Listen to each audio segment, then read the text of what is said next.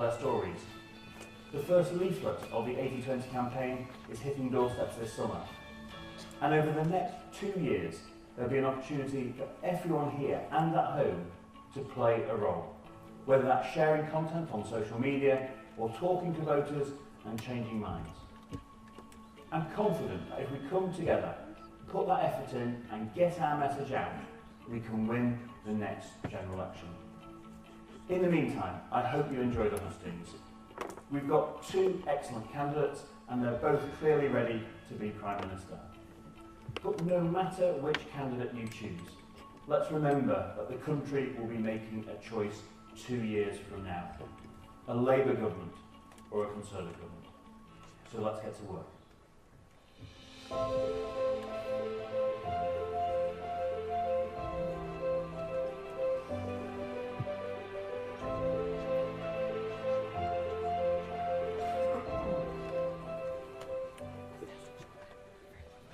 Hi, I'm James, the campaign manager for Bolsover. You probably know the secret. In 2019, we released Dennis Skinner, the beast of Bolsover, from his parliamentary chains and elected Mark Fletcher, the first ever Conservative to represent this constituency. I've worked with Mark since May this year, helping to spread his local success stories, highlight our political patches and strengthen our vote. Now, we've already delivered over 32,000 leaflets and surveys, but I'm not slowing down because I've got big new targets to meet. We need to recruit new canvassers, new deliverers, new activists to spread Mark's message, not just on the doorstep, but on social media as well. That's on top of running local issue campaigns, such as here in Blackwell with the speeding campaign for the A617, and organising community events. It's tough work, but it makes a huge difference, and none of it would be possible without members like you, and supporters like you.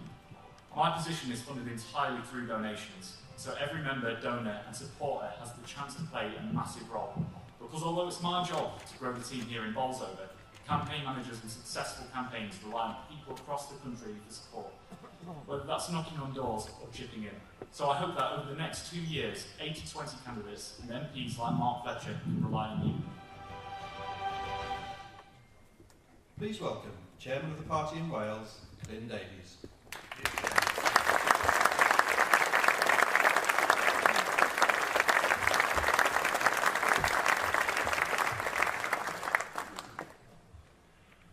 As Chairman of the party, my first role is to welcome you all to this important event, to thank you all for joining us, and very much hoping that you're all going to enjoy the evening.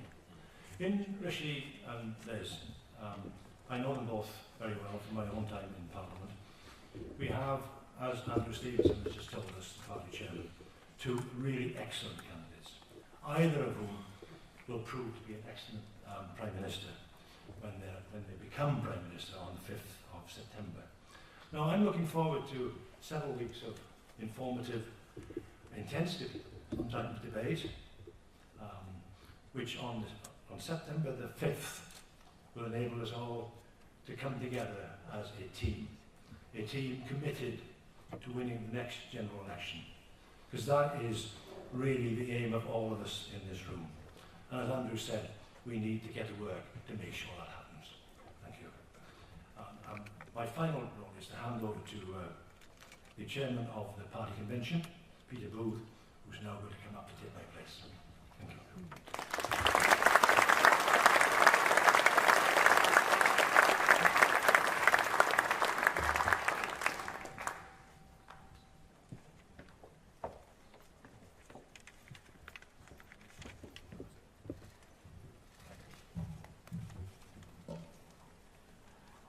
Good evening, Cardiff. This is the 3rd in our national tour of 12 hustings around the country, and it's the first outside of England. It's good to be here in Wales. Thank you all for attending this evening, and it's great to see so many friends and colleagues in the audience. And thank you, all of you, for braving Extinction Rebellion outside. These hustings are for us, the members of the Conservative Party, the opportunity to take part in a great exercise of democracy where we get to choose our new leader. She or he will be announced on the 5th of September, and as with the party of government, then will become Prime Minister very soon after.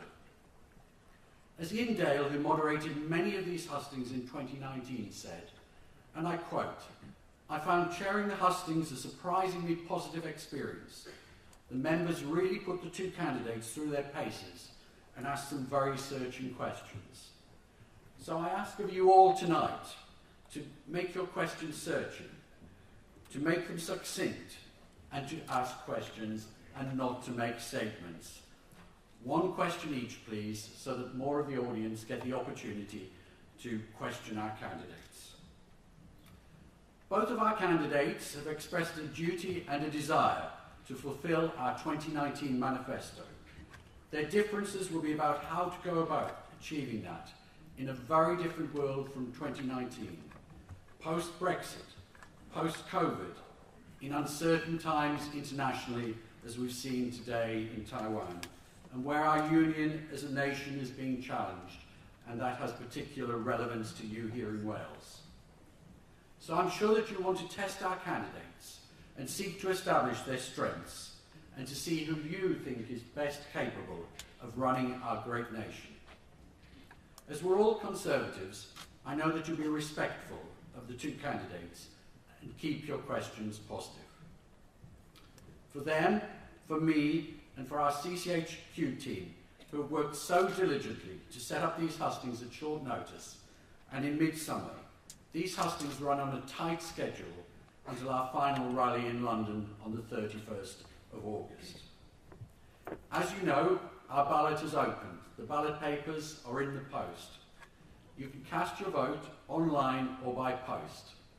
It's very easy to vote online, or you can choose traditional snail mail. And if you do post it, then please remember to put a stamp on your envelope. My hope is that this evening will give you more clarity about how to cast your vote. I hope that you'll go away enthused and energised in your commitment to helping our party at the next election. Quite frankly, we need your support. Finally, I want to thank you all in Wales for everything that you do for our party. It's much appreciated. And now, let's get on with the show. Please welcome journalist and broadcaster Hannah Vaughan-Jones. So everyone, can you hear me clearly? Just checking the microphone's working. Lovely to see you all. As a voice of God, otherwise known as Tom, has just said, my name's Hannah Vaughan-Jones, and some of you may remember me from just 3 years ago. It's certainly a bit of deja vu for me to see some familiar faces back. However, this time we have two different candidates, of course. It's the same privilege and honour for me to be here in your company tonight, but also, of course, to get to interview the next Prime Minister. And it is the same huge responsibility for all of you to pick the next Prime Minister on behalf of the whole of the United Kingdom. So I do hope that you will take that very seriously when it comes to considering your vote, but also perhaps considering your questions tonight. Make sure that if you've heard something already that's answered a question you had in mind, think of a different question. That would be great. And time is, of course, as ever, of the essence. Now, the format you probably all know already, but essentially we will hear from the first candidate, who tonight will be Rishi Sunak. We will hear from Rishi's camp first. He will do his pitch to you as party leader. And then after that, Ms. Truss will come on, and she will do her pitch as well. Following that, then I will get a chance to interview Rishi, just ask him a couple of questions of my own, and then it's open to all of you, open to the floor. And then Liz Truss will come on afterwards as well for exactly the same. So hopefully we won't be too late. I know we had a bit of a late start anyway. And in the interest of saving time, then I will stop talking and we'll hand over to the first speaker for Rishi Sunak. Please welcome former leader of the Conservative Party, Lord Michael Howard.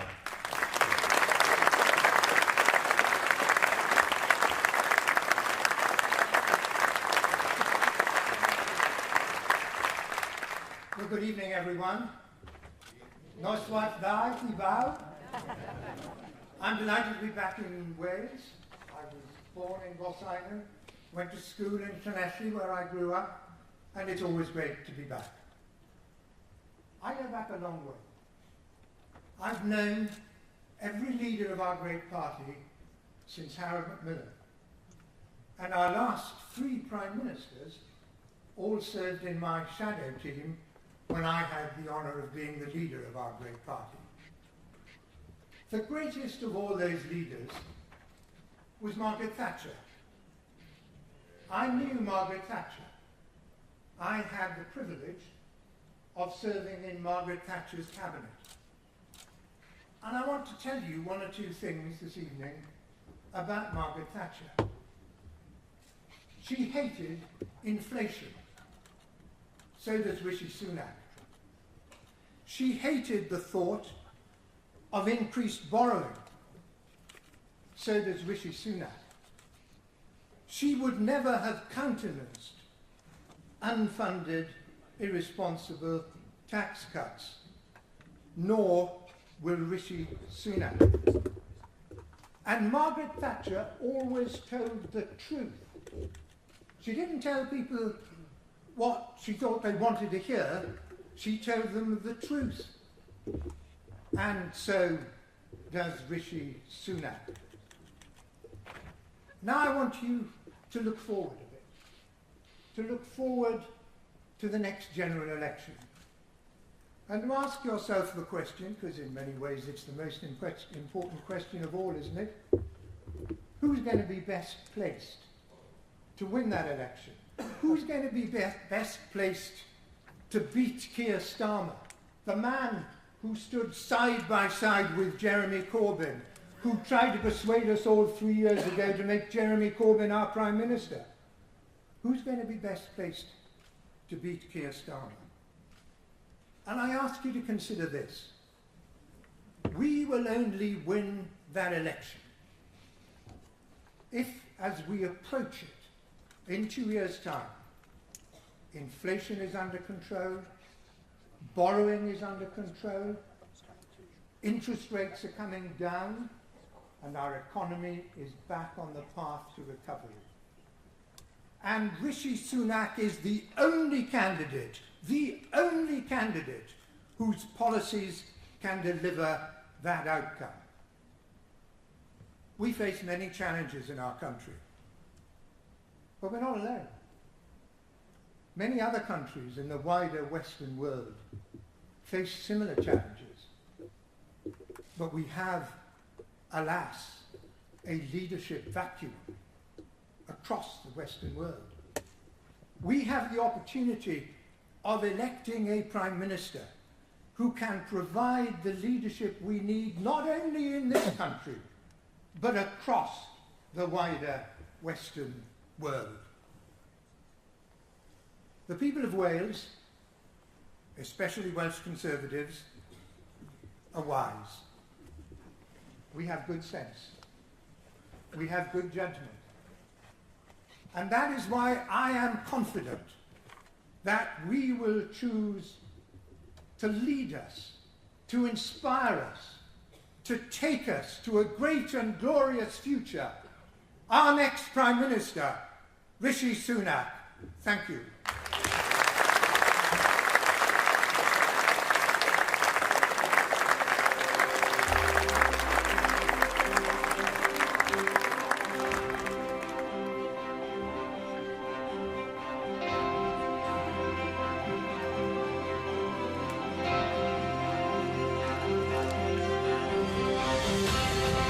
My values, traditional conservative values, are clear. Hard work, patriotism, fairness, a love of family, pragmatism, but also an unshakable belief that we can build a better future. I'm backing Rishi Sunak because he's the only one who understands rural areas like mine. I want a leader with serious experience, somebody who can lead us through the challenges ahead. I want a leader who will restore trust. I am supporting Rishi Sunak. I'm supporting Rishi Sunak. And I'm backing Rishi Sunak. We're supporting Rishi Sunak.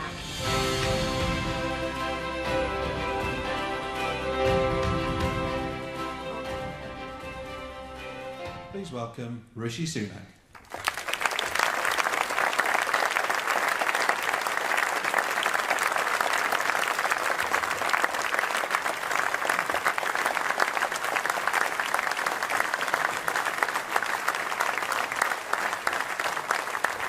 Thank you.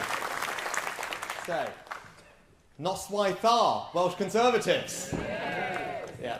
Right, well, thank you all for doing an incredible job taking our Conservative message to the people of Wales, and gosh, do you do it well. So let me start this evening by asking you to join me in praising the incredible leadership of the Welsh Conservatives from Andrew R.T. Davies.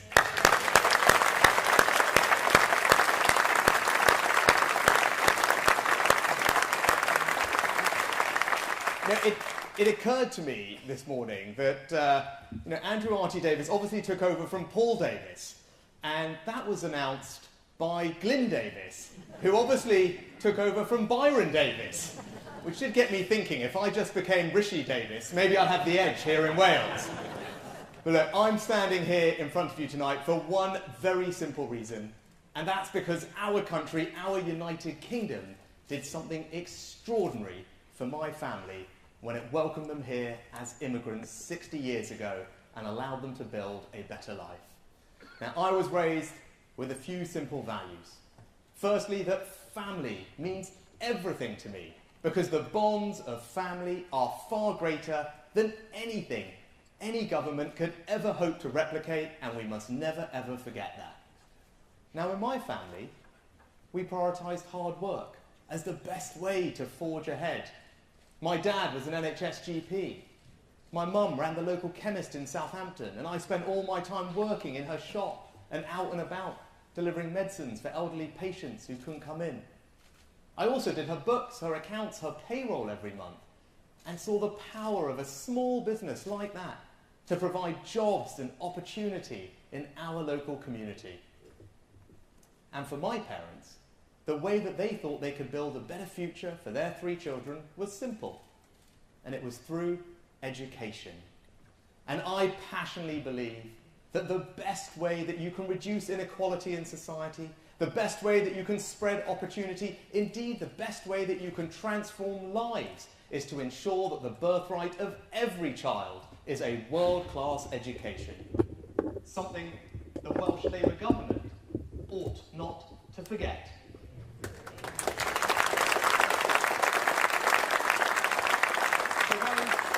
For those in a nutshell, my values: patriotism, service, family, hard work, aspiration.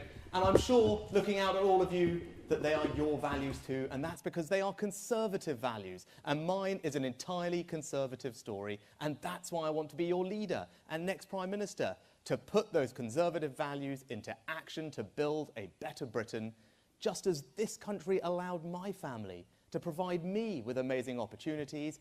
I want to do the same for everyone, your children and grandchildren, and make sure that they have the same amazing opportunities too. So how are we going to do that? Well, we need to restore trust. We need to rebuild the economy, and we need to reunite the country.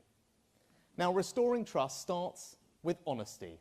And as you can see in this leadership contest, I have not taken the easy road, because I believe our country does face some serious challenges, and I want to be straight with all of you and everyone about what it's going to take to fix those. Now, even though that doesn't make my life easy, I believe it's honest, and that's what leadership is all about. But you also restore trust by delivering on the things that you say that matter to people.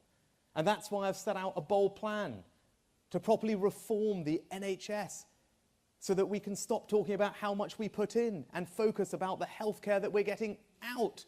And whilst I'm doing that, I'm going to call out the fact that in spite of receiving 20% more funding, here in Wales, waiting lists on the NHS are the worst in the United Kingdom. And that's why we need to kick out the Labour government and give the people of Wales the NHS that they deserve.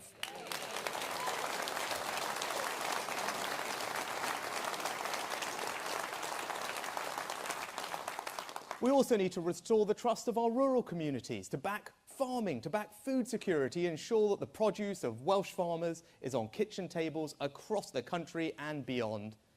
But we also need to tackle the issue of illegal migration, because for too long we've watched on our TV screens the scenes of illegal migrants coming in small boats, and that has to stop. I've set out a bold plan, a radical plan, and under my leadership we will finally grip that issue, restore trust in the system, and take back control of our borders. Now, when it comes to rebuilding the economy, I don't need to tell all of you what the #1 challenge is, you know, and that's inflation. And we've seen this story before. We know that inflation is the enemy that makes everyone poorer. It erodes people's hard-earned savings and pensions. It pushes up mortgage rates. Now, of course, I'm going to help people with the cost of living. That's what politicians should be focused on right now. Not spending millions of pounds increasing the number of politicians in the Welsh Senate.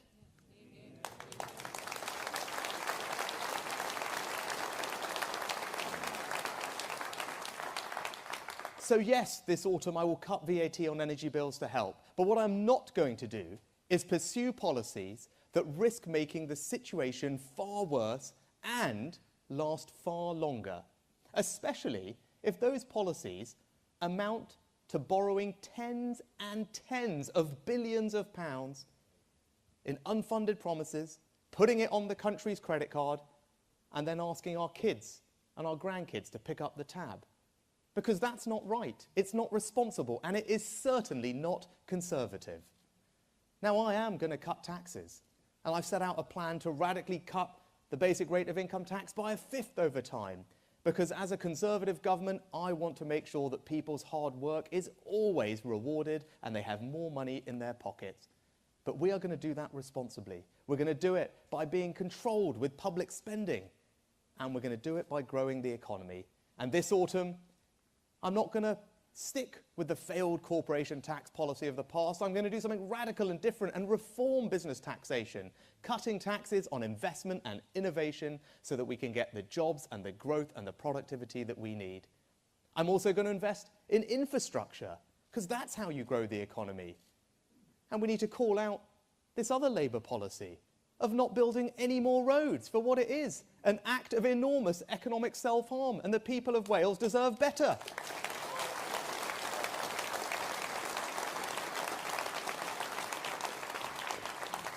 And in a post-Brexit world, we need to be radical.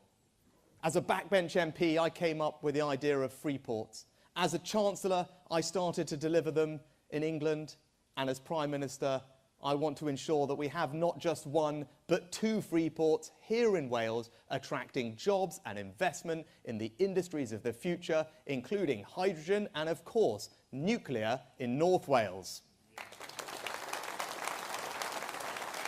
Because that's how you drive growth in the 21st century economy. My experience means I am the best person to lead our economy into the future and seize those opportunities that are there waiting for us if we're prepared to be bold and ambitious.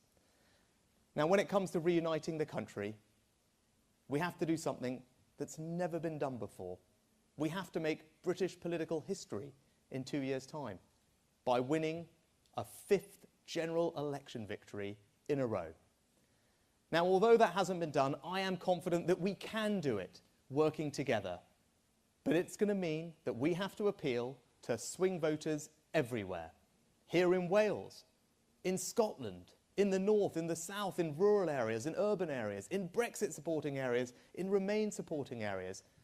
And I passionately believe, and all the evidence supports it, that I am the candidate that offers our party the best opportunity to win everywhere and ensure that Keir Starmer does not walk through the doors of number 10 Downing Street at the end of that election.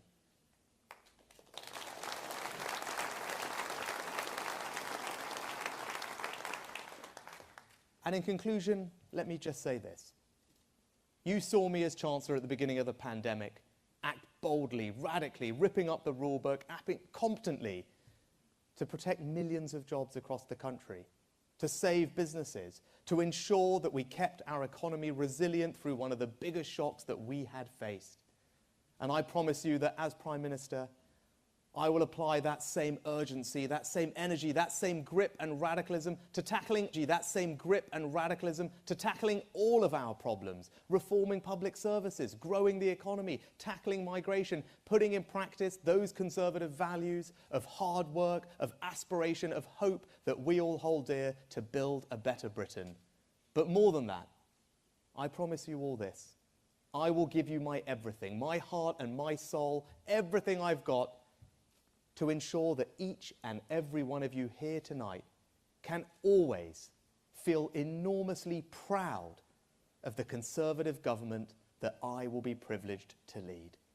So I humbly ask for your support, not just to be your next party leader, but also the next Prime Minister of our great country. Thank you. Thanks very much.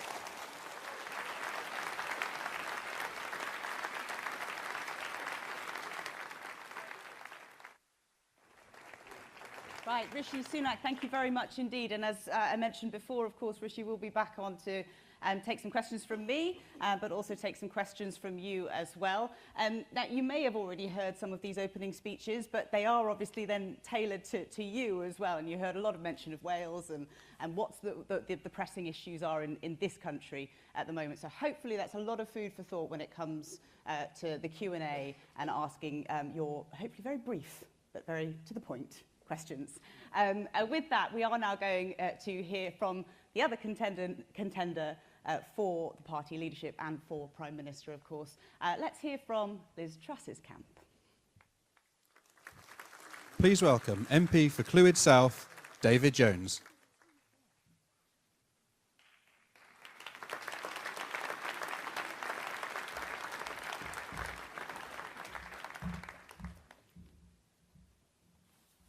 Well, noswaith dda gyfeillion. Good evening, friends. It's a great pleasure to be here in front of such a large audience of Welsh Conservatives. Welsh Conservatives and Unionists.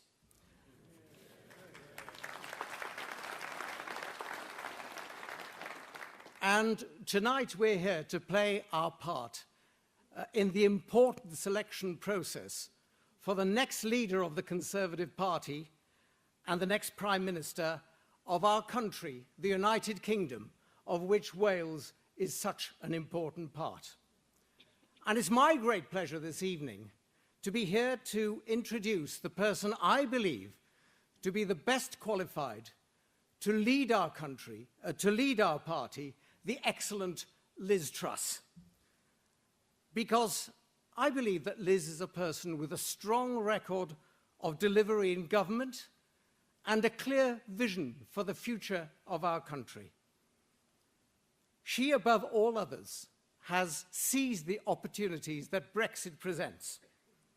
It was Liz, when she was International Trade Secretary, who pursued new free trade deals around the world, deals worth billions of pounds to British businesses, spreading prosperity right across our country. And it is Liz, I believe, who will spread that prosperity still further. She will, for example, create new investment zones, including here in Wales. She'll expand the Shared Prosperity Fund, so helping Welsh communities who have been so badly let down by the Labour government here in Cardiff, and by improving the important transport links with the rest of the United Kingdom, because Liz understands that Wales's place within our union, the greatest union in the history of the world, is all important. And under her leadership, it will continue to be the most important union in the world. Now, as Foreign Secretary, Liz has shown strong, effective leadership. She has supported President Zelensky and the people of Ukraine against the aggression of Vladimir Putin and the Russians. She has given strong warnings of the dangers of Chinese communist expansion. And she has stressed and supported the Commonwealth, the largest group of free democracies in the world. And as Prime Minister, she will ensure that this country continues to pursue its important world leadership role. So, yes, I do believe that Liz is the person with the big picture vision. But she is also very much a down-to-earth person. She understands the problems that ordinary people, including here in Wales, are having just at the moment, with the cost of living, which is a huge worry for so many of us, so many of our friends, so many of our neighbours. Many people who simply don't know where the money will come from to pay the next gas or electricity bill, how they will be able to fill up their cars to get to their place of work. These are real people with real problems. And the last thing that these people need is high taxes. So Liz is right to commit to cutting the tax burden for ordinary people and for businesses around this country, to help them through this difficult time, and to help build that future prosperity to which she is so committed. And I'm sure we'll be hearing a lot more from her about that this evening. But I think you've heard enough from me. You came here this evening to hear from the future leader of our party and the future leader of our country.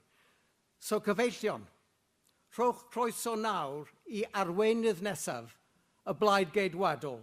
Prif weinidog nesaf y Deyrnas Unedig. Ladies and gentlemen, please be prepared to welcome the next leader of our Conservative Party, the next leader of our United Kingdom, Liz Truss.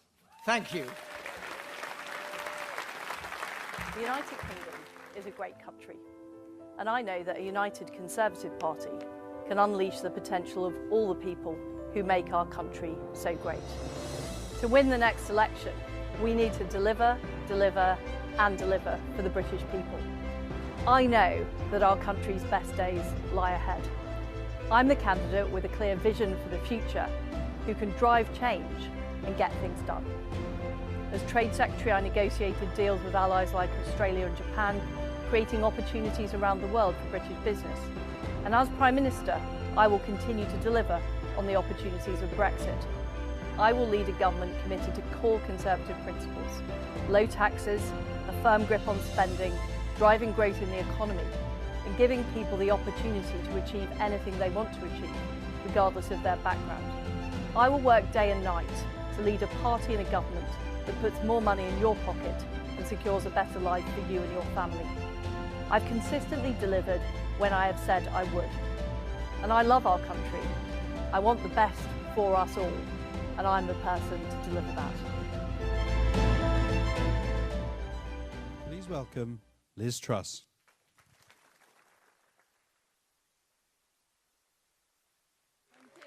Thank you.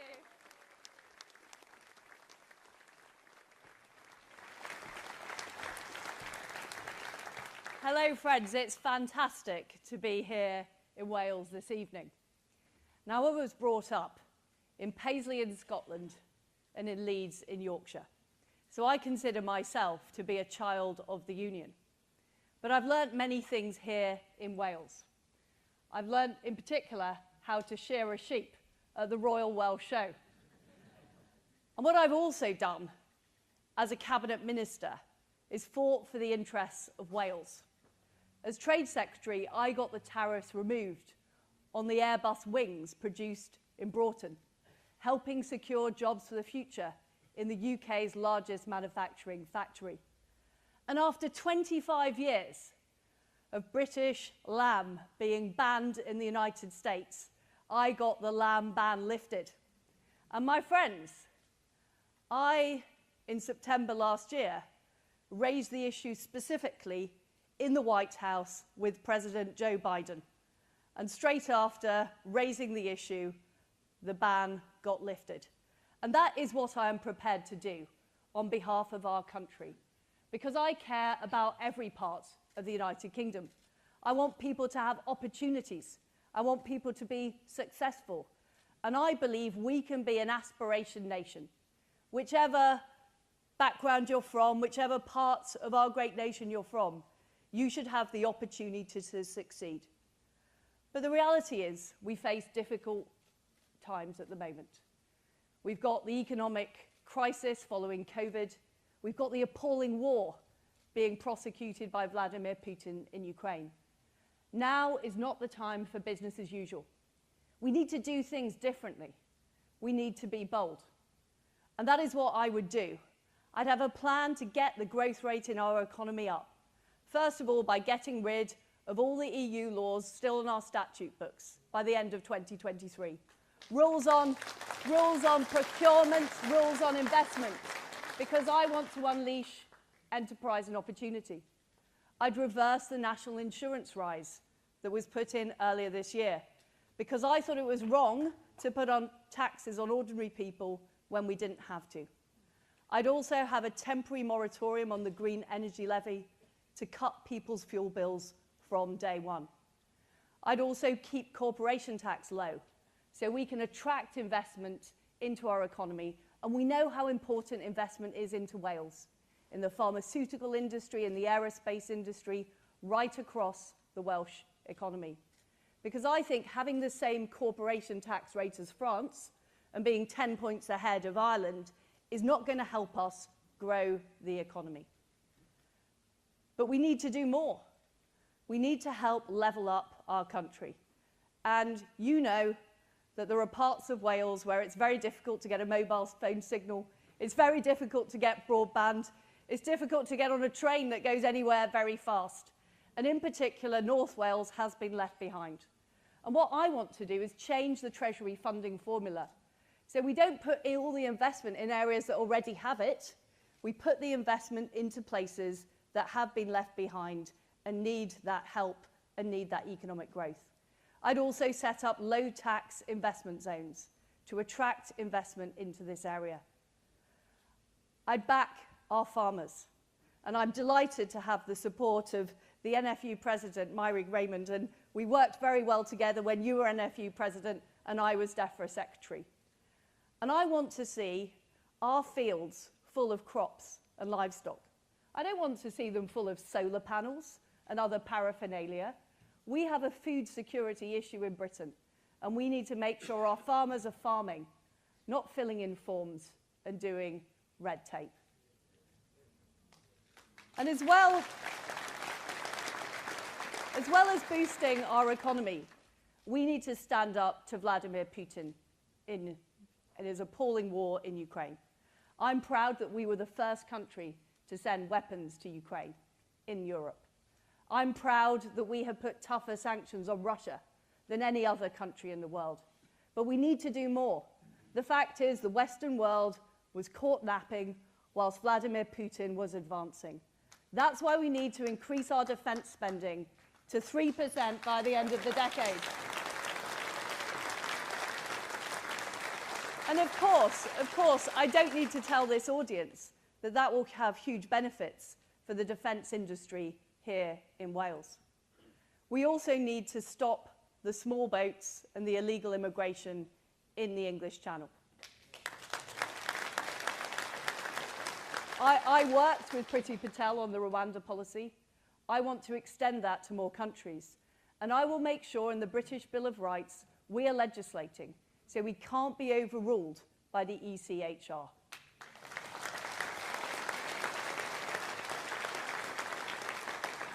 But as well as freedom and democracy overseas, we also need freedom and democracy here in Britain. And I'm a plain-talking Yorkshire woman. And I know that a woman is a woman. Now some of you might be laughing, but there are parts of Whitehall and there are parts of our public sector that don't seem to understand that. And I will make sure that single-sex spaces like domestic violence shelters are protected. I will also make sure that we do everything we can to defend our country and our values and promote our great role in the world. The fact is that there are too many people in this country who are ashamed of our history, who talk our country down, who say the best days are behind us. They are completely wrong. I'm afraid one of them is Mark Drakeford. And his you know, whether it's stopping the M4 relief road, whether it's whacking a tax on our tourist industry, I will crack down on his negativity about Wales and about the United Kingdom. I joined the Conservative Party back in 1996. And I've been a Conservative activist, I've been a councillor, I've been a constituency chairman, and I know how hard it is to win seats. And we did a brilliant job, you did a brilliant job of winning all those new seats in 2019 that we had never had before. But you all know that we need to deliver, because we promised great things to people in 2019. We promised a great future, we promised levelling up. People didn't vote Conservative because they wanted Labour policies. They voted Conservative because they wanted more enterprise, they wanted more opportunity, they wanted personal responsibility, they wanted control over their own futures. And that is what I will deliver. I'm somebody that's delivered in government, whether it's the trade deals I did at the Department of Trade, whether it's the Northern Ireland Protocol Bill that I put through the common stage of Parliament in the Foreign Office. I'm prepared to take on the orthodoxy, even when it might not be popular with parts of the establishment or the civil service. I get things done. And I think that's what our voters want. And with that, with delivering for people on the ground, for making a real difference to people's lives, we will be able to take on the plastic patriot Sir Keir Starmer. And we will be able to take on the low-energy version of Jeremy Corbyn that is Mark Drakeford. And we will win. We will win, my friends. We will win the election in 2024, and we will win the election in 2026. Thank you. Thank you.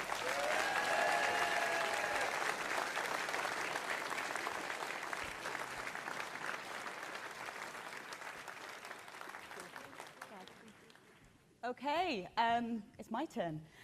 So please join me in welcoming back for the first of the interview sections of this evening, Rishi Sunak.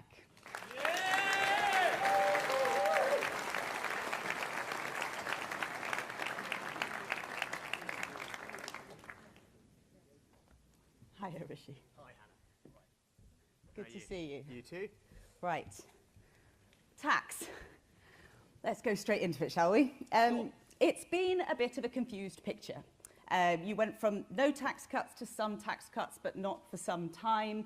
Do you accept that you could have been a bit clearer about what you want to do? No, because I think there's two separate things going on here, and my position is I think, consistent, clear, and, as I said in my speech, honest.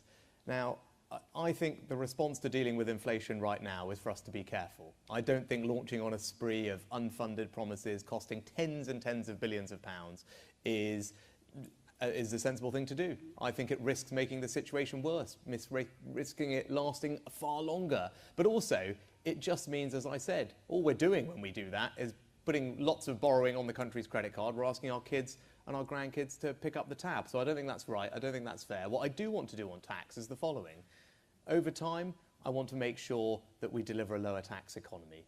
And I've set out a plan to cut the basic rate of income tax consistently over time, because I believe in hard work, as does everyone here. It's a value that we hold dear. It should be rewarded, and that's why I want to cut income tax. And this autumn, I want to reform the corporate tax system. I don't want to stick with the policies of the past that haven't worked. I want to change what we do, cut taxes for businesses that invest and innovate, because that's how you're going to drive growth in a modern economy. So that's my tax plan. I think it's the right one for the country, because it will deliver jobs, it will deliver growth, and ensure that we can bring prosperity and opportunity to people everywhere, here in Wales and across the United Kingdom. There's been some quite dire polls out for you over the last couple of days. With that in mind, and considering tax again, will you abolish inheritance tax? No, that's not what I've set out a plan to do. I've set out a plan to consistently cut income tax over time, because I want to reward hard work. But look, I very much, as you heard from my earlier remarks, I'm someone who believes in supporting aspiration. I think that is a conservative value that many of us in this room will hold dear, and inheritance tax is a way to do that. So look, over time, is that something that we should look at? Of course we should, because people who are working hard should be rewarded for that, and if they want to build something and leave that for their family, that's an entirely conservative instinct, and a government that I'm privileged to lead would very much want to support that instinct. That's what Conservative Prime Ministers should do. Okay, so not ruling it out, but not necessarily pledging it right now. Okay, understood. On the public sector pay saga that's well, I will of course bring up with Liz Truss in a bit. She's apparently had a change of heart on regional pay boards for public sector pay. Do you accept her clarification? Well, look, I'll let Liz speak for herself. I'm glad she U-turned on that policy, because I don't think it was the right one. And it would have meant, I think, potentially, almost 500,000 workers in Wales getting a pay cut, which I don't think is the right policy to pursue. I think you level up by spreading opportunity around, by creating things like free ports, jobs and prosperity, by cutting people's income tax. That's how I'd like to do it. I don't think cutting the pay of hundreds of thousands of workers here, and indeed across the regions of the United Kingdom, is a Conservative policy that we should adopt, and I'm glad that she's changed her mind on it. So it was a mistake on her part, and... Well, I think you can ask her when she's here, but to answer for her own policies, but I'm glad she's changed her mind. And you would still consider having her in your cabinet then, even though there's been this mistake over the last couple of days? Yes. Okay. On to the PREVENT programme, which I know you've been talking about today. You've talked about it tackling Islamist extremism as the biggest threat. What about far-right extremism? Is that not important as well? It is, but if you look at what our counter-terrorist organisations are spending the vast majority of their time on, and indeed you look at what's happening in the criminal justice system, the overwhelming majority of it is Islamist extremism. Actually, from memory, it's something like 3/4 of all that activity is Islamist extremism. So, of course, that's right. The PREVENT programme, though, I think at the moment was referring a far smaller proportion of cases on Islamist extremism. That balance is probably not right and needs to be looked at. Of course, far-right extremism is important and we should tackle it, but it's just nowhere near as pervasive as the threat from Islamist extremism. That's based on the evidence that we have today. I want to push you on the language that you've used around this. You said you want to take action against those who vilify Britain. Does that include those who just disagree with the people who are leading Britain? No, and actually from the counter-terrorist unit, they've been very clear on this. This is not a law against that, because of course there are free speech elements of it. What this is guidance to all the people involved in the PREVENT programme, so they know what to look for, and that's based on the evidence of how we root out terrorism in this country. And it's right that we call out those who are trying to undermine the values of our society, and Islamist extremism is a big part of that. And it's absolutely right that the government is tough on it, and a government that I am privileged to lead will be tough on it, because that's how we're going to keep everyone safe. Okay. We are, of course, in Wales, in Cardiff, the Welsh capital. Congratulations on your noswaith fawr when you first came on. I don't know if you've holidayed in Wales before, spent much time in Wales before, but what do you think of when you think of Wales? What does it mean to you? I think of my dear friend in PPS, Craig Williams, who's sitting over there, right there. And Craig, do you think my pronunciation improved since we did it at a Welsh conference? I am. Okay, good, right. Look, no, I'm enormously ambitious for Wales. And, when I look at Wales, I just see the incredible potential that it has. And when you talk about levelling up, you talk about opportunity, and I'm so excited. And I talked about free ports. That's a policy which I know can be transformational. It can bring jobs and investment. It can catalyse new industries like nuclear in North Wales. That's something that's going to be incredibly special. And we as a Conservative government, Conservative party, can deliver that kind of opportunity. And Wales can do that for the UK economy. I talked about farming. Now I represent a very rural constituency in North Yorkshire. That's my home. Now, I do love Yorkshire lamb, so I have to be a bit careful. But, I have to accept that Welsh lamb is incredibly popular. Well, I have to go home tonight as well, so be careful. But look, but that's an incredible opportunity for Welsh farming, for Welsh produce to be on kitchen tables, not just in the United Kingdom, but across the world. And so that's what I see when I see Wales. I just see a country which has got enormous potential, and I want to help work with everyone here to deliver that, and actually make sure that people in Wales get the public services that they demand. And that's where we need to be more prepared to call out the failures of the devolved government here, because this path of onward devolution has not worked in actually delivering better healthcare and education for the people of Wales, and that's what we need to fix. Well, on that point then, you've said in your opening speech as well that I think you said your government would be the most active in Wales in history. I mean, it sounds like an invasion. What does it mean? No, it means demonstrating the benefit of the United Kingdom government in Wales in local communities. And as Chancellor, I was really pleased to help create something called the Levelling Up Fund, which meant that for the first time, the UK government could work with local communities here in Wales, with local councils and groups, to figure out how to fund projects that will help communities and do that in a way that spreads opportunity, make sure people have pride in the places that they call home. And for the first time doing that, that totally changed the conversation on the ground. And it meant that people had a very clear, direct line of sight to what the UK government was doing for them. But I also said I want to be active by holding the Welsh Government to account. Right? If I'm fortunate to be Prime Minister, I'm Prime Minister for the entire United Kingdom, for every single person. And I want the people in Wales to be able to rely on the public services that they deserve. And if the UK government is sending billions of pounds over to Wales, and it's being squandered, it's not being spent properly, and children are not being taught properly in schools, and people are waiting unacceptably long for healthcare treatment, we need to call that out. Okay. And we need to make sure that we improve it, because that's what the people of Wales deserve. Speaking also about public services in Wales, HS2 arguably benefits England, but obviously benefits England, but arguably leaves South Wales at a competitive disadvantage. Would you compensate Wales with perhaps an increased financial settlement then to invest in the rail network here? Well, look, I'm very keen to keep investing in infrastructure in Wales. And I think you've seen from my track record, it's not just the Levelling Up Fund, but across the country, almost a dozen new projects have been funded at an early stage to restore railways that have been closed down. And as Chancellor, I was proud to fund upgraded signalling to the Cambrian line and improve connectivity and the speed between Swansea and Cardiff, amongst other places. So look, I've got a record of continuing to deliver infrastructure in Wales. Of course I want to do that, because that's one of the ways that we spread opportunity around. It's how we create jobs for people and higher wages. And that's the type of thing we should be doing. But you talked about being activist. That's why I'm going to call out the Welsh Government for this absurd policy of not building any more roads. I mean, how is that going to spread any opportunity? Of course it's not. And I want to be activist and call that out and try and fix it. On the climate and well-being, the Wellbeing of Future Generations Act has been in Wales since 2015. Would you support efforts to replicate that across the rest of the UK? Sorry, the Wellbeing of Future Generations Act. Which is there are 7 well-being goals, which is basically an attempt to try and combat poverty and insist that all companies in the public sector, private sector as well, public sector predominantly, have to actually live up to these goals in order to ensure future generations' well-being. Right. I don't know the details of the Act specifically, but I mean, look, that doesn't sound like the right way to do it. I think the right way to do it is to spread opportunity and reduce poverty by providing a brilliant education for all our children in the first instance. Right? I'll let you go away and dig into the detail of the Act as well. A couple of quick-fire questions for you. How would your friends describe you in 3 words? Loyal, honest, and hardworking. What makes you nervous? Ooh.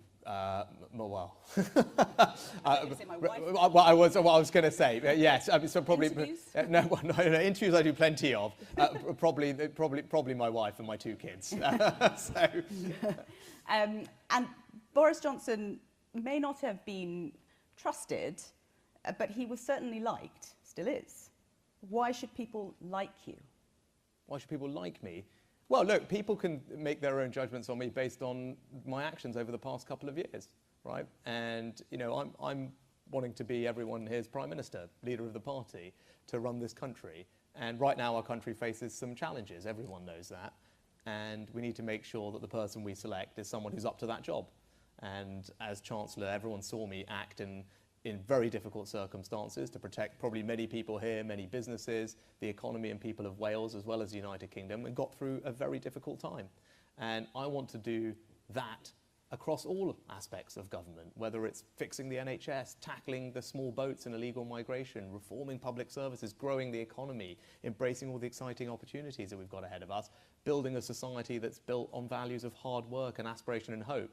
That's what I bring to this job. And crucially, I'm the person that can beat Keir Starmer in a general election, because ultimately, that's what we all need to do. All the values that we hold dear, all the ideas that we want to see in action, all of that is for naught if we don't win that next election, and I'm the person best placed to help our party do that. Rishi, thank you very much. Thank you. Thank you very much. Right. we now hand over to you. So if you can please raise your hand. I can see the gentleman there. If you just wait for someone in a white hoodie, apparently, will arrive with a microphone. So if you could just wait and just, as I said before, please, everyone, keep your questions as brief as possible because we want to get to as many as possible. Sir. Passion is measured by what we say, non-passion by what we don't say, and you didn't mention Ukraine once. Would you like to comment? Yes, I'm happy to comment on it. So, look, I think we need to do two things in that situation. One is to strengthen Ukraine. The second is to weaken Russia. So, as Chancellor, I was proud to make sure that we found £2 billion from elsewhere across the government kitty so we could send it to Ukraine and give them both the financial support and the military support they needed. But more than that, I also played an instrumental part in weakening Russia. If you think about how we are attacking Russia at the moment, it's not with our direct arms, it's not through diplomacy, it's through economic sanctions. Those are the sanctions that I helped put together with finance ministers around the world, with Janet Yellen in the States, my colleagues in Europe. We went after Russian companies, the Russian central bank, their gold trading, their access to capital markets. That's what I did, that's what I put together, and as Prime Minister I'll carry on with that policy. And if we can change the balance of power by strengthening Ukraine and weakening Russia, we can give Ukraine the best shot of resolving that conflict to our advantage. But look, on the broader question of defence and security, I was also the Chancellor that oversaw the biggest increase in defence spending since the end of the Cold War. £24 billion. I prioritised the MOD in the midst of the pandemic so that they got the funding and certainty they needed when they were putting together their integrated review.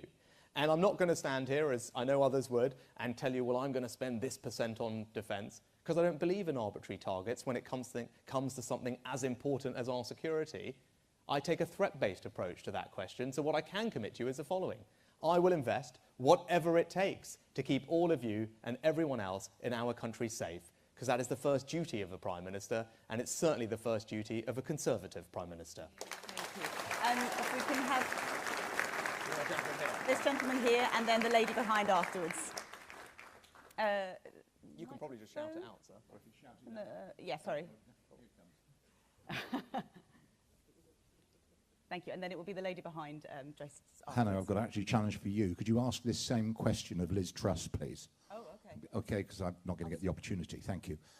Rishi, it's a fantastic hustling speech, etc. But I've got a simple question for you. Forgetting you're an opponent of Liz Truss, why would you choose her to be Prime Minister and leader of the party? Well, look, I think Liz is a good friend of mine. We share the same values, that's why, because at the end of the day, we're all Conservatives. And I know this whole process is designed to elicit the differences, but we can't forget the fact that we're all on the same team. We're all the same members of the same family here, and I know what Liz knows, that the real opponent is not either of us, the real opponent is Keir Starmer. And I know that she will also give her all to making sure that we all work together to beat Keir Starmer at the next election, because that's the biggest task we all have. And if you think she's the best person to do that, so be it. But I think I am. But what I can tell you is she will give her heart and soul to making sure we do, because she knows who the real opponent is. It's not me, it's not anyone else, it's Keir Starmer and the Labour Party. That's who we've got to go smash.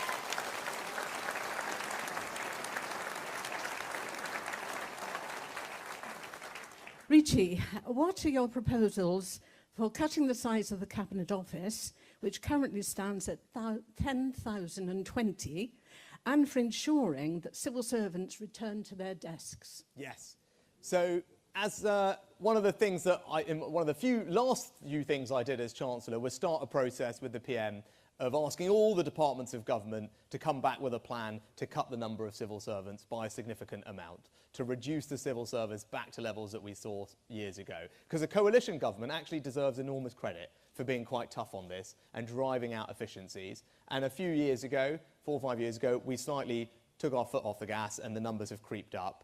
And together with the PM, we set out a mission for everyone to come back and tell us how they were going to cut the numbers. So all those things were just coming back when I resigned, so I'd like to carry on with that plan and get civil service numbers back to where they were 5 years ago. But how are we going to do that? We're going to do that by reforming public services more generally. Because if we all want to reduce the size of the state, which we do, if we all want to reduce the tax burden, which we do, we have to think boldly and differently about public services across the board. Because a civil service alone is not going to deliver the income tax cuts that we all want to see. We need to reform the NHS.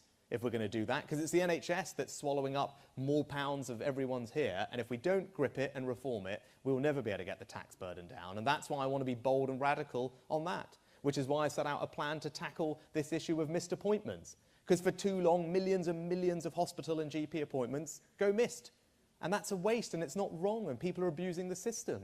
So if we can try and change that, change behaviour, be tough on those, make sure that people cancel those appointments in advance. Do you know what we've done? We've just created tons more healthcare. We can get the backlogs down faster, and it won't have cost anyone here a penny more in money or taxes. So that's the kind of radical thinking we need, not just on civil service numbers, but across the public services. And I will bring that different type of thinking because I want to get the tax burden down, I want to get the size of the state down, and I've got a plan to deliver it for you. I'm sorry. Did that answer your question? Oh, it's just one question. I'm sorry. We just need to get to there's so many other people with their hands up. Apologies, and perhaps you can get your question to Rishi afterwards. The gentleman here in the lovely jacket. Thank you.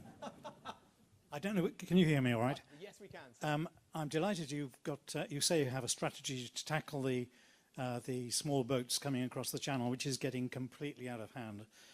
Can you be more specific? Can you tell us exactly what it is that you're going to do and what's going to be different? Yes, I can. So look, in long form, there's on my website, there's a 10-point plan, there's a video. So if you've got 5 minutes, if you care about this issue tonight, please go home and have a look. I'll give you a couple of elements of it now. One is we need to move away from the ECHR definition of asylum, right? It is, yes, you're right, we should clap that because it is important, right? It is far too broad and allows lefty lawyers to exploit it and frustrate our efforts. So I think we should move to the Refugee Convention, which is another international legal standard, but it is narrower and tighter and will give us a greater ability to say to people, you can't stay. Another thing we need to do, again, thinking radically and differently, is join up our foreign policy. Because at the moment, we have this slightly absurd situation that we'll go and talk to a country about signing a trade deal with them and giving them access to our markets.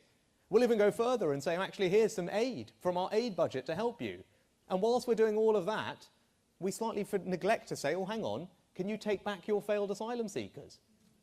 That doesn't sound right, does it? So we need to join up our foreign policy so that these countries that we're doing other things with have to agree to take back their failed asylum seekers. But look, go look at the plan. In a nutshell, though, I am prepared to do whatever it takes, legal changes as required, to get the Rwanda policy working, to get control of this situation. I believe my plan will do it. I will deliver it for you. Because yes, we're a compassionate country. We welcome people like my family, but we did that fairly and legally.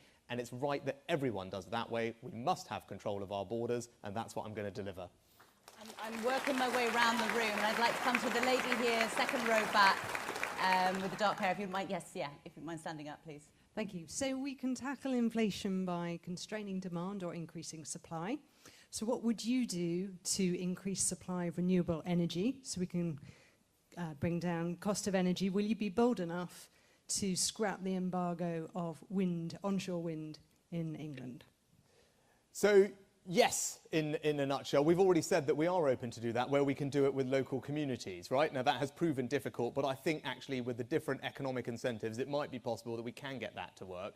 We also, ditto, could look at that with fracking, by the way. So that's another thing where, again, if we can do it with local communities, we should look at it. But we can do a couple of other things.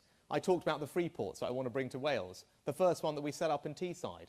Offshore wind manufacturing is going gangbusters. GE are investing there and creating jobs because that's a growth industry for us.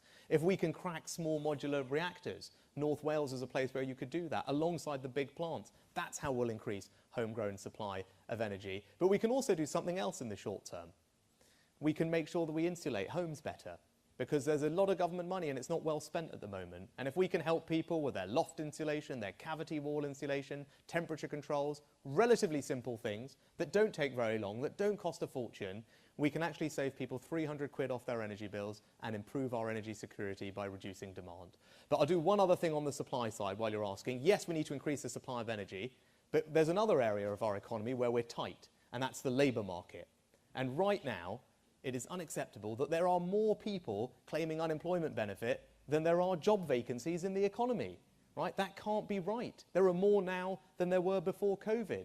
So we've got to look at our welfare system, make sure that it's working properly, and be a bit more courageous and conservative about saying, hang on, when there are all these jobs available, it can't be right for people to be sitting at home claiming unemployment benefit. I'm prepared to be tougher on those things, to support those people into work, because that increases the supply of labour. It will be good for them, good for their families, good for the taxpayer, and good for the economy. So it's not just energy we need to tackle, it's the labour market and lots of other things. But I'm confident that with my plan, we can do that, beat inflation, and if we don't do that and we follow some other plans, I'm worried that the situation will last far longer and be far worse, and I don't want that to happen to anyone in our country. Gentleman with the blue shirt, if you would stand up, please, and just wait for the microphone. Thank you.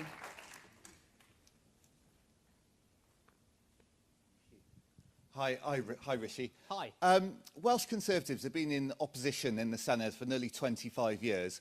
How are we all going to work together to kick out these Corbynistas and get into government so we can have a Welsh Conservative government in Cardiff working hand in hand with a Conservative government in London? Yeah. Well, I tell you what we can do. You know, Hannah mentioned, I want to be an activist Prime Minister when it comes to Wales. We need to call out devolution for failing when it's failing. As we talked about, the Welsh Government are letting down people in Wales with schools that are underfunded, right? What do we have in Wales? We have a stagnant economy, we have spiralling waiting lists in the NHS, and we have chronically underfunded schools which are depriving people of a life of aspiration and hope, right? The answer to that question is not more devolution. The answer to that question is calling out the Labour government for what they're doing and having the UK government do more. Right? So that's how we're going to start changing that. We're going to start calling it out. We're going to start holding them accountable. We're going to be a more active presence in Wales delivering for people. That's how I think we can work together to solve this problem. And the good news is you guys have already made an incredible start. Right? If you look at I know the local elections were difficult, but that was because of what was going on elsewhere. You know, when you guys in the last couple of elections, you have absolutely smashed it. Look at all the new colleagues we have in this room that weren't here that many years ago. We can build on that momentum that you have created, working properly with a government in the UK bit that is supporting you, that's backing you, that's doing interesting and creative things. And the most important thing we have to do in all of that, I'm going to do everything I can to support you, but we're going to listen to that man there because he knows what he's doing. He's got a plan, and I'll be delighted to work with him and back him. Thank you, Andrew. We've only got time for 3 more, hopefully, but the lady there with the patterned dress or top on. Rishi, both yourself and Liz have spoken about pensions and poverty. You were the Chancellor, Liz was the Minister for Women and Equality, and then we have Teresa Coffey, who was pensions. As we stand now, we have the 1995 Pension Act and the 2011 that impacted 3.8 million women, where their pension was extended by maximum 6 years. Many meetings, the last meeting, big meeting, was with the Ombudsman. I'm getting there. It's crucial because there's some numbers for Rishi. You might not know the detail.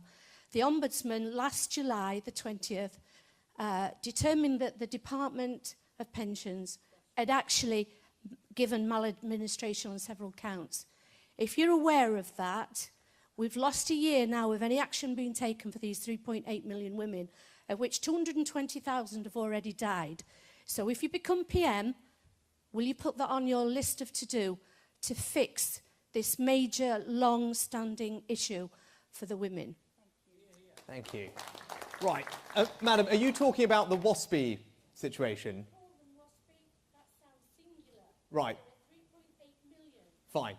So, look, I'm going to be straight with you. I can't promise you that I'm going to resolve that situation. Yeah. No, and so I just want to be straight with you about that. It has been through all the procedures that you're familiar with, and I've been part of a government that signed off on all of those. As Chancellor I did. I can't promise you I'm going to suddenly radically change my mind on those, and I know that's not the answer you want, but I'd rather be honest with you. But what I can tell you is that I absolutely believe that pensioners should have dignity in retirement, that we should support them. That's why with the cost of living that I know is tricky for pensioners, they're most affected by cold weather. We know that from a health perspective, and they don't have the means to increase their incomes as easily. That's why part of the support I announced as Chancellor was particularly targeted at pensioners who will receive up to an extra £300 alongside their winter fuel payment this winter to help, and it's why the triple lock will be back in action as required, as expected, because that's what Conservative governments do. We need to look after our pensioners. You've done an enormous amount for our economy and our society, and I want to make sure that you get the support you need going forward. We're going to have to move on very quickly. If you could just, a brief question, please, sir. Yes, certainly. First of all, Rishi, many congratulations on introducing and leading the incredibly bold and brave furlough scheme. I think it was superb. Thank you. Secondly, Andrew Stevenson introduced the debate tonight, saying the one key thing is winning the next general election. My question is to Rishi. How do you feel when the latest Ipsos Mori poll, looking at the public, says that 35% of people in the general public believe you have what it takes to be a good Prime Minister, but only 24% believe Liz is capable of that? And yet and you have the overwhelming support of Conservative MPs, we've seen that before, but the future of the next Prime Minister leading to the next election is to be decided by only 0.3% of the electorate, with an average age somewhere between 65 and 70. Thank you. Right. Well, thank you, I think, for highlighting the stats. Very helpful. Look, everyone in this room, you guys are going to take this really seriously, because you all know you have a really important responsibility, because we're not in opposition, we're in government. And whoever you select is going to be Prime Minister day one. Right? You all know the challenges that our country faces at the moment, whether it's with our public services, with getting our economy growing, helping people through this inflation challenge and the cost of living. You know what sits on the in-tray. That's what you're choosing, someone who can grip all those things from day one. But you're also picking someone who can then go and win that next election, because as I said, that is the most important thing. And I know all of you will take that responsibility incredibly seriously. And actually, where I'm going around the country, people are also saying to me that they're talking to their friends, their family, the people they're out and about with, who are not necessarily members, because they get that they're doing this, and all of you are doing this on behalf of the country. We have to provide a leader that can lead the entire country and win that next election. So I'd urge you all to do the same thing, right? Because yes, we are a small group of people, but I know you will talk to your friends who are family, who are not necessarily members. You'll stop people in your communities, get their view, see who they think would make the right Prime Minister for this time as well. I'm confident that when you ask people that question, they will say to you that I'm the best person to lead this country at this time, to build a society based on hope and hard work and aspiration, and the best person to take it to Keir Starmer at the next election and smash him and make sure Labour are not in power for another generation. Thank you very much. Rishi Sunak, thank you very much indeed. Thank you. Thank you.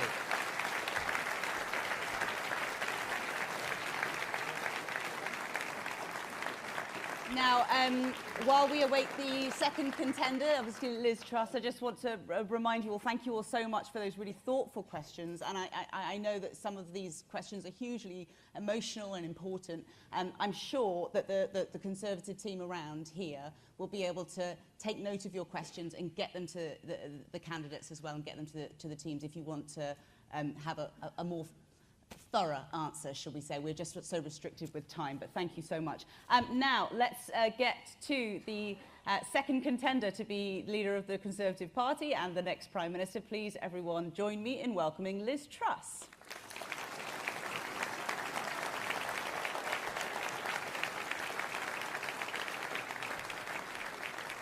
Don't trip up in the heels. Hi, good to see you, Liz. Thank you. Please have a seat. So we'll kick off on public sector pay. Just to clear things up, because I know it's something you've been talking about non-stop probably for the last 36, 48 hours or so. So regional pay for public sector workers. You said initially it was a willful misrepresentation. Was it actually a woeful mistake on your part? Well, what happened was we announced the policy. It was misinterpreted. It was never intended by the media. It was never intended to apply to nurses, doctors and teachers. So I wanted to clear the matter up straight away. And I have been very clear, we're now not going ahead with that policy. It wasn't a central part of my policy platform, and I've been clear that it is not happening. There will be no regional pay boards. It was going to be £8.8 billion that was your projected saving from that policy when it was first announced. Where will that money come from now? As I've said, this is not part of my central costings. The central costings I have put forward are the reduction in national insurance, keeping corporation tax low, and also having a temporary moratorium on the green levy. Those policies will cost roughly £30 billion, and they will be funded out of general taxation, and we'll still be able to see the debt falling after 3 years. Now, the policy you're referring to was something that was much longer term. It wasn't about the immediate term. But as I've said, we're not going ahead with it. It's not happening. And I've been very clear about that. And I'm somebody who, when things are misinterpreted, when mistakes are made, I'm honest about that. And I've said we're not doing it. The policy, as I understand it, was initially introduced to boost private sector competitiveness. I mean, Wales is the most public sector dependent part of the UK. Arguably, it would be a good thing, would it not, to introduce? Look, the way I want to increase Wales's competitiveness is attract more investment into Wales.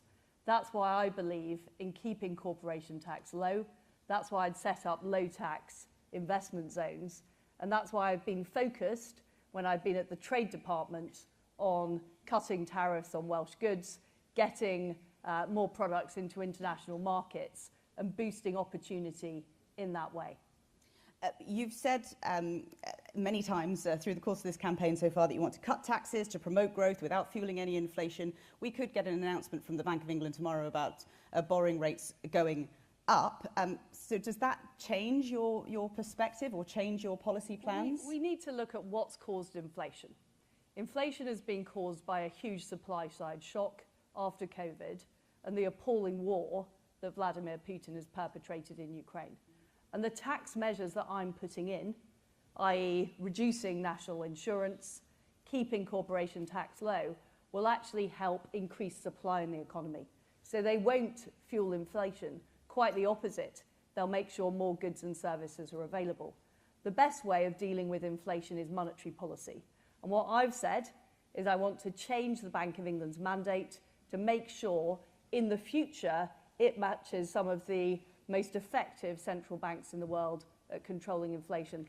The last time the mandate was looked at was in 1997 under Gordon Brown. Things are very, very different now. So I think the best way of controlling inflation is monetary policy. But what is simply wrong at this time is to be putting taxes up on ordinary people when they're struggling to pay their fuel bills, they're struggling to pay their food bills, and reducing a tax that was increased in April is not inflationary, it is helping people with everyday costs. Various pay review bodies have proposed an increased public sector pay, that's across the NHS, teachers, police, etc. In order for the Welsh Senedd to deliver on that, they would presumably need more money here. So would you increase the financial settlement to Wales? Well, there are consequentials through the Barnett formula that deliver for Wales. And it's important that that is followed through on. But of course, the National Health Service is under the Welsh government, and that's the right way of organising things. But would you increase the funding allotment? Well, it automatically follows through the Barnett formula. When extra money is allocated in England, it follows through to Wales. Okay, so that's a yes. Well, it's automatic. Yeah. We're in Wales. What does Wales mean to you? Have you visited Wales much? What do you think of when you think of Wales? Well, first of all, I think of the fantastic food. And as you might have heard earlier, I'm a huge fan of Welsh lamb and Welsh beef and the fantastic feed that's produced right across Wales. I've been on holiday to Wales a lot. Horse riding, outward bound, all that kind of thing. Beach holidays as well. And it's a great part of the United Kingdom. And I guess I think of all the famous people from Wales like Shirley Bassey, who I'm a huge fan of. One of my favourite songs is Goldfinger. I love the James Bond theme tunes. Very good. I'm not going to ask you to name Welsh rugby players. I thought you were going to ask me to sing Goldfinger. No, I've been getting ready. I've been getting ready for that. Everyone would welcome a rendition. Of course they would. But no, we won't do that. Some people have heard it. You've already spoken about Mark Drakeford. Would you ignore him in the same manner that you intend to ignore Nicola Sturgeon? I think it's a very different situation in Scotland and Wales, because what's happening in Scotland is the entire resources of the Scottish government are being used to run essentially an independence campaign. And I think that is grossly irresponsible. the Scottish Government are not delivering for the people of Scotland. They are simply spending their time, and Nicola Sturgeon is spending her time agitating for independence. And the point I was making is the UK government should be doing what we're doing, which is delivering for the people of Scotland, you know, whether that's driving jobs and investment in Scotland, whether it's delivering a strong foreign policy and defence policy that protects the entire United Kingdom. That's what we should be doing in Scotland.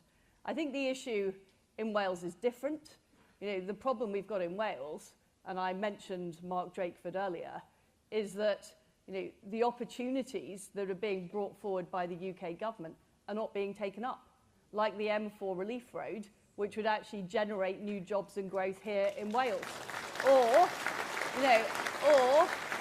the fact, I've made it very clear I don't like taxes very much, and the fact that he wants to put a tax on tourism in Wales, I think is, a very big problem, just as we are trying to recover the economy after COVID. And what I would do is I would want to work with Andrew RT Davis and the team at the Senedd to make sure that together we have a very strong plan to challenge Drakeford's record in Wales, and Labour has been in power for 20 years, but also to challenge what Labour are doing across the United Kingdom and what Keir Starmer is doing. And I would want to have regular meetings with Andrew and his team. I'd want to involve our Welsh colleagues, members of the Senedd, in work that we do at Westminster. So we are really making sure that we are putting the best possible case to the Welsh people. And Andrew does a fantastic job of challenging Mark Drakeford, and I want him to carry on doing that. So just I think I got the answer to this, but just a yes/no. Would your government build the M4 Relief Road? Yes. Okay, thank you. On to Taiwan, just with your Foreign Secretary hat on, please. Should Nancy Pelosi have gone? Nancy Pelosi is well within her rights as Speaker of the United States Congress to travel to Taiwan. The issue here is the language and the escalatory language that we have heard from China. And I think that is irresponsible, and I urge them to de-escalate. But should she have gone then, yes or no? I've said yes, she's well within her rights to go. Okay. I mean, it's not my decision whether the Speaker of the US Congress travels to Taiwan. No, of course, but presumably you have an opinion on it, so thank you for that. I want to just get to a couple of quick-fire questions. How would your friends describe you in 3 words? Determined, loyal, and fun. What makes you nervous? I was very, very nervous at the Lionesses match when there was 10 minutes to go and they just, they were winning 2-1, and I was absolutely petrified. I also don't, I think I mentioned going an outward bound in Wales. I don't like sort of jumping over large caverns and things like that. I find that quite scary. There's one of the final questions to your opponent, Rishi Sunak, was the fact that it seems, at least, according to some polls, that you're very popular within the party membership, but the general broader British electorate are less convinced that you would be able to take on Sir Keir Starmer. Why do you think you would be a better candidate than Rishi Sunak at the next election? I don't think that is the evidence we're seeing. In fact, I think there was a recent poll showing that I would be a more popular Prime Minister than Keir Starmer. But the reality of the situation is that we need to prove to people who voted for us in 2019 that we can deliver what we promised in our 2019 manifesto. That is the issue, and I'm somebody that delivers. I'm somebody that says what I think. What you see is what you get with me. I'm not the most, slick presenter, but I am somebody who is trusted.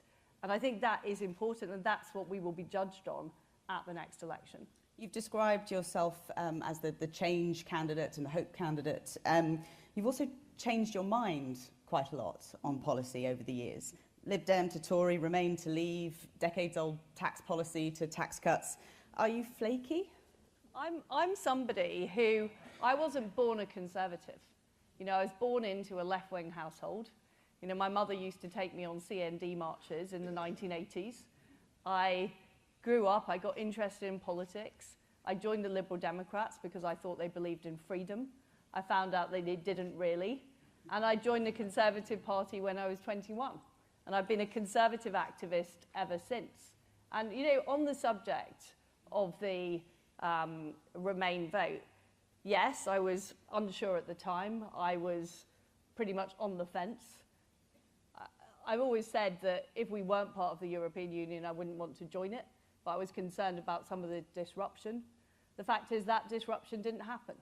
And since the Brexit vote, I've done more than most people in government to deliver on the opportunities of Brexit, whether it's the trade deal, whether it's sorting out the Northern Ireland Protocol, whether it's promoting our foreign policy and being able to run an independent sanctions regime, which we were against Russia.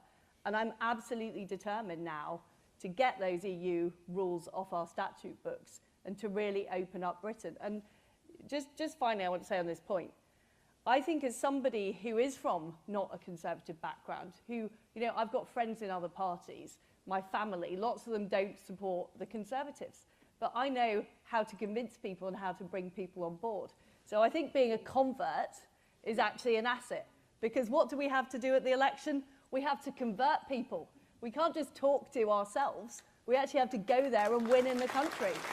And just finally, though, my final question, really, there are posters everywhere here saying trusted to deliver. I see what you've done there with the play on words. Look, I didn't do the double S, though, even though some people wanted that in. I didn't do that. Can you understand why some people might be unsure that that they can trust you when you have changed your mind so much? It's arguably a good thing to sort of, when the facts change, your opinion changes, that's fine. But some people might question whether they can trust you to deliver on what you say now, if it might change in the future. So everything I've promised to do in politics, you know, I went into my job as childcare minister in the Cameron government. You know, I delivered the policy on that, delivered the new GCSEs. My daughter's currently sitting the new GCSEs. She's not necessarily very happy with it, but I delivered that policy. You know, as Environment Secretary, I delivered the response to floods, and I, you know, worked to open up these opportunities for farmers across the United Kingdom. In trade, people said we couldn't get the trade deals done. I've done them. You know, yes, I do change my mind and I do change my opinions over time, but the principles remain the same. I've always believed people should be free to live their own lives.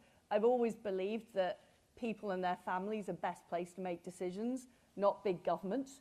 And I've always believed that, you know, in personal responsibility and taking responsibility for your own life. But, you know, who on earth has exactly the same views at 15 as they have at 55? I think that's, you know, that would be more weird in my opinion. It's now time to go over to all of you as well. So if I can perhaps, yes, just here at the front, if you wouldn't mind just standing up and waiting for, there we go, a microphone. Thank you. Hi, Liz. I have a severely autistic brother, and you said you want to cut the national insurance rise. So my question is, how would you fund social care? So what I've said is I don't want to raise national insurance. I want to put it back to what it was before. But I'm still committed to the funding for NHS and social care. I would just pay that out of general taxation, but I would still make sure we're paying down the debt after 3 years. And my priority would be putting that money into social care rather than into the National Health Service, because I think at the moment our councils are struggling and many people are trapped in beds in the National Health Service because there isn't the social care available. So my priority would be to put the money into social care, and of course we need to do more to make sure that frontline workers in the NHS are empowered. We're dealing with issues like GP appointments and ambulance services, but my priority would be using that money for social care to help people like your brother. Thank you. The lady here at the front first, please, and then we'll go to the gentleman at the back. Hello, Liz. Hi. During the competition, there's been so much mudslinging, whether it's shoes, earrings, cartoon knives in the backs, or patronising mansplaining. It's very demeaning and damage to our party Conservatives' values and ethos. What will you do to repair this damage before the election? And will you have sufficient time to implement your plans to convince the wider electorate that in that short period of time to avoid a Starmer government? Well, I do agree with you that there have been some unfortunate sort of occurrences during this leadership contest. Frankly, it wasn't a contest I wanted. And I think everybody was quite caught by surprise when it happened. And some of the things like the debates, I wouldn't necessarily have so many debates again. I think it's better if we're talking to each other within the Conservative Party rather than airing our dirty linen in public. So I completely, 100% agree with you on that. What I would do as Prime Minister is, first of all, get on with it. You know, we need to start legislating, whether it's to make sure essential services are being provided on our railways, legislating on the tax cuts, legislating to replace EU law with new British laws. We need to get on with that straight away. And I'm somebody who does get things done in government, and I get them done quicker. What I would also do is make sure that if I'm selected as Prime Minister, I appoint people in my cabinet who are people who can be trusted and don't spend their time leaking and briefing. I want competent people who deliver for the people across Britain, and that is what will help us win against Keir Starmer. Okay. At the back, please. And then I'm going to be walking over here. Well, not walking, but coming over there. Will your increase in defence spending actually lead to an increase in troop numbers during this time of crisis in Europe? Well, what I want to do is review the integrated review to make sure it is tough enough on dealing with the issues we face now, particularly the threat from Russia and also an increasingly aggressive China. And I will review with the Defence Secretary the various parts of the armed forces, as well as the new technologies we need to invest in, like cyber and space, and make sure that we have the right balance. But what's become clear is when we face a land war in Europe, we need to look at conventional forces as well as those modern forces as well. We can't choose between them. Okay, does that answer your question? Yeah. Thank you very much. Just here, please. Yeah, in the pink shirt, I believe it is. Yes, sorry, it was the gentleman behind, actually. Sorry. My question's one about transport. If you were Prime Minister, how would you change the balance in schemes between road, railways, buses, pedestrian, cycling and shipping? Well, I used to work in the shipping industry, actually, liquid natural gas shipping, so I am fond of the maritime industry, and I do think it's important. Quite a lot of the issues around shipping are actually due to the complex set of regulations. So I think it's not just about the public money we spend, it's also making these projects easier to deliver. I think transport projects take too long. I was involved in a rail project in my constituency in Norfolk, and it had to go through 5 stages before they even got to the point where they drew up a plan. And we've got to speed those things up. We simply can't wait to get spades in the ground. I also want to make the funding more level across the country. But there are different circumstances in different parts of the country. In rural areas, people tend to rely on roads, obviously very important. In urban areas, it's easier to have more provision for cycling and more provision for trains. So what I am not, though, is anti-car. And what I don't like at the moment about modern Britain is how anti-car some of the local authorities and policies around the country seem to be. And I know as a rural MP, you often have to have a car to be able to get around. The gentleman there with his hand up and the blue, everyone's got blue wristbands, ignore me. And then to the lady over there with the sunglasses on her head. Sorry, just there. If you could, no, just the behind. Sorry, I'm so sorry. Hi. I'm just wondering, because although housing is a devolved area, it's a British marketplace, so what you do will have a great effect across every nation. What will you do to increase supply of housing and tackle greedy land banking by developers so people my age can get on the housing ladder? Thank you. Well, first of all, what I want to do on housing finance is to make it the case that when you are renting for a number of years, that positive renting history counts towards the ability to get a mortgage. So it should be easier for people who are renting to get on the housing ladder. In terms of housing supply overall, and I recognise there's a different or a separate planning system in Wales, what I want to do is get rid of the top-down targets set by Whitehall and instead have different systems operating in different areas. Because I think what we need in a place like London, where there should be more building up in the city, is very, very different from what we need in somewhere like Cornwall, where there are rural businesses and rural homes that need to be built, or indeed other parts of the country that need investment. And there I'd like to see modern Bournevilles, if you like, where you get workplaces built alongside homes where people locally working can live. And I think we could be much more creative. At the moment, we've got a very rigid planning system. It's very, very cumbersome. It takes years to get everything through. People get frustrated, and there's a feeling of powerlessness in local areas, so I would fix that. Thank you. Yes, over there, please. Hi, both you and Rishi have said that you would withdraw from the ECHR if necessary. What do you deem as necessary, and how long would it take, and would it leave us with complete autonomy over illegal immigration? Thank you. So I firmly believe that we can deal with this issue in domestic legislation through the British Bill of Rights. So I think that's the best way of doing it. I also believe that there's more we can do to reform the way the ECHR works. But my view is that by making the right changes to domestic legislation, we will completely be able to run our own border policy effectively. We'll be able to run the Rwanda policy. And that's the important principle for me, is being able to run that policy successfully without what's happening at the moment, which is when illegal migrants get on a plane, they then get on their phone to the lawyer, and we're not able to persuade them to leave the country. So it's fixing that problem is what's important to me.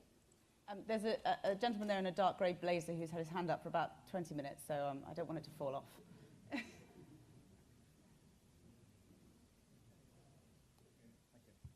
Thank you. We're the party of wealth creators, innovators and entrepreneurs. Now, during the COVID lockdown, a lot of those people felt excluded and abandoned and ignored. Many of them, when I was campaigning in the May elections, said to me, I'm not going to vote Conservative. I am a natural Conservative.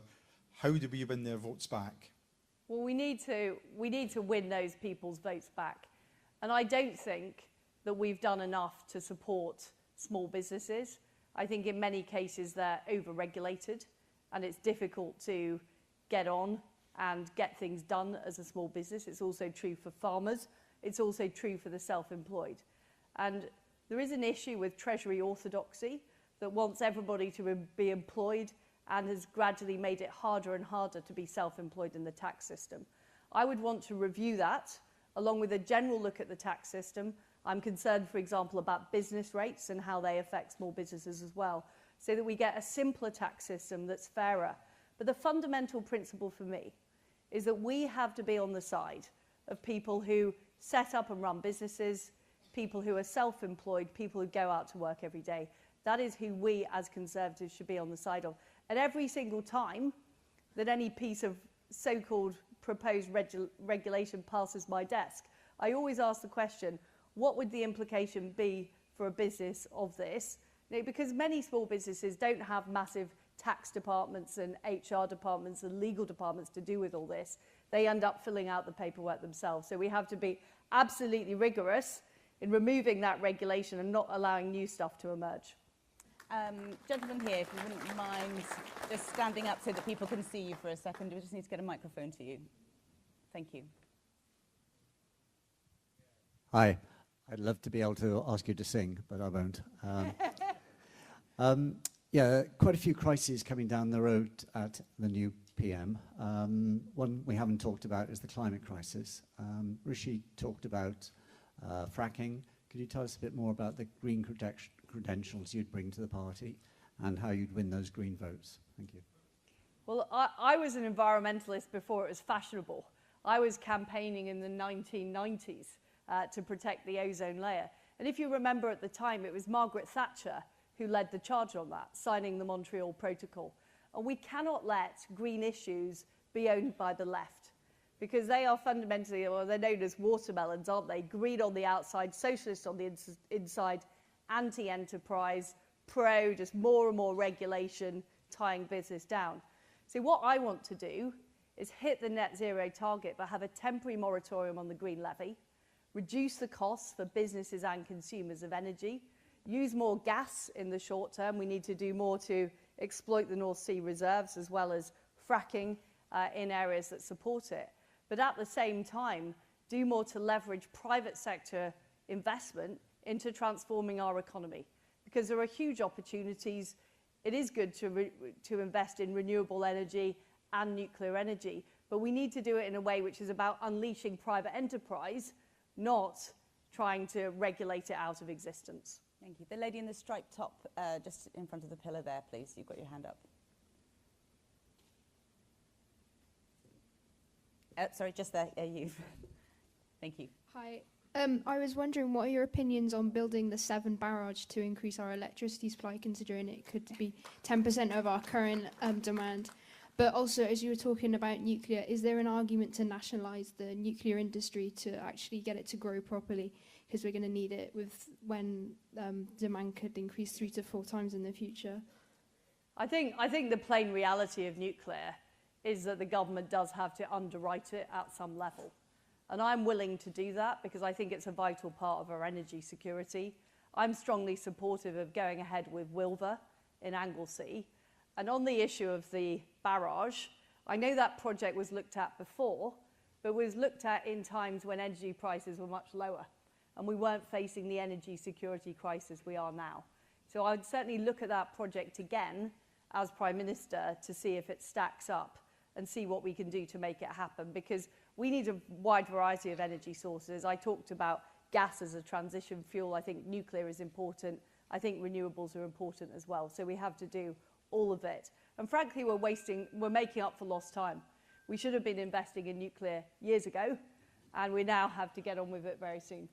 Final question, gentleman there with the glasses on, if you wouldn't mind just standing for your question. Thank you very much. And keep it brief, please. Thank you, Liz, for what you've just said about the environment, but it really struck me that in your speech, the only environmental mention was actually about scrapping the green levy.